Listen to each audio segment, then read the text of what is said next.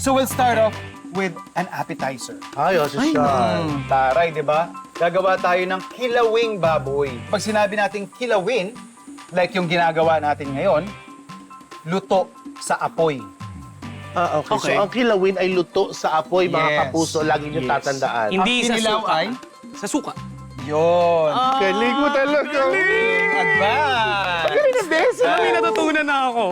Kinilaw, Kinilaw. is Naluto sa suka, Suka. kilawin. naluto sa apoy. Yes. Pero pareho silang may suka. Kinilig, Yun! sa jowa. Medyo makarot lang siya mga kapuso, ha? Diyos ko, Lord. Oo. So we'll start off, yung Okay. ating pork. Maganda nito is napiprecook nyo na. Pero this is optional. Para lang mas mabilis, Okay. para lang din mas manuot yung lasa. Pwede nyo siyang pakuluan, parang bagnet style. Okay. Kumbaga sa pagpapakulo natin, doon na nabuo yung kanyang flavor. Kumbaga, Okidoki. Pero chef, nung pinakuluan mo to, wala ka bang ibang mga nilagay? of course, just like sa iba pa nating mga putahe, like kagaya nga, lechong bagnet, kadalasan yan punong-puno ng aromatics. Ay, yan ang secret. So, meron yung bawang, sibuyas, luya, laurel, Ayan. peppercorn. So, pwede ka na mag-pre-cook na ganyan, tapos naka-ano lang siya, naka-imbak lang sa ating cabinet na aparador na pang palamigan. Ano ba refrigerator sa Tagalog? Teta, ilayo ka ng konti at ito'y talagang Okay, game. umatigabong talsikan ito. Sobrang layo naman. Di pa tayo tapos. Appetizer pa lang tayo. Alam mo, chef, yan ang isa sa struggle ko sa pagluluto din, yung... Yung natatansin ko. Oo.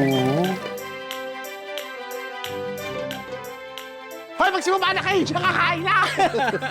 Ay, tuwatalsik siya, mother! Ayan, sige. Sige, di, ikaw na yung matapang.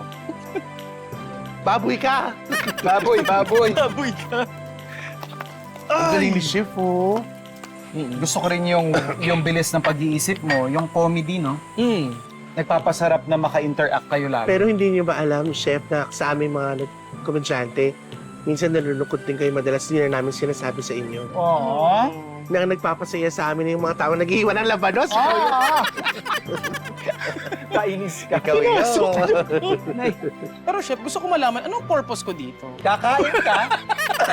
Tawa ako dun. Ako, Tapos? nanonood lang. Oo, syempre. Okay, todo support lang ako sa inyong dalawa. Ganun talaga. Yes. Then, make sure na ma-enjoy mo yung aming isuserve. So yung ating labanos at saka luya, Luya, yes. lagyan lang natin yan ng Vinegar. generous amount of vinegar. So, Salt. luya, labanos, suka, asin. Yeah. Okay. Sige. Inagawan ko. Now that jalapeno, nasiling haba. Darling.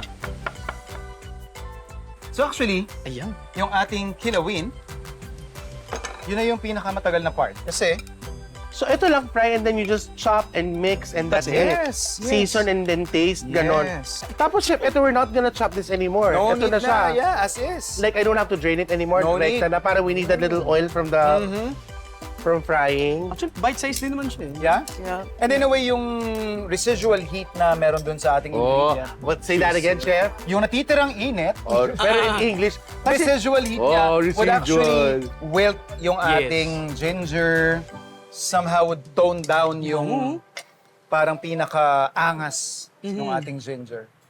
And then, Ayun na siya. dahil mainit yan, mix lang natin. Oy! Okay. Dito, Abdul.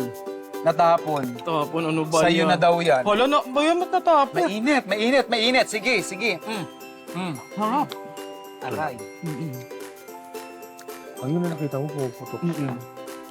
Mainit. Ganun, pumutok sa bibig niya yun. Tiis ganda. Ang sarap po! Ano? Promise, mga kapuso yung nahula. Yung konting gano'n sa bibig mo.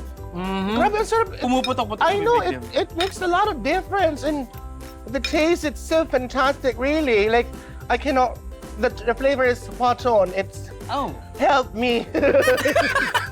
Help me, Lord. Okay. Yun na. Pwede na natin i-serve to, guys.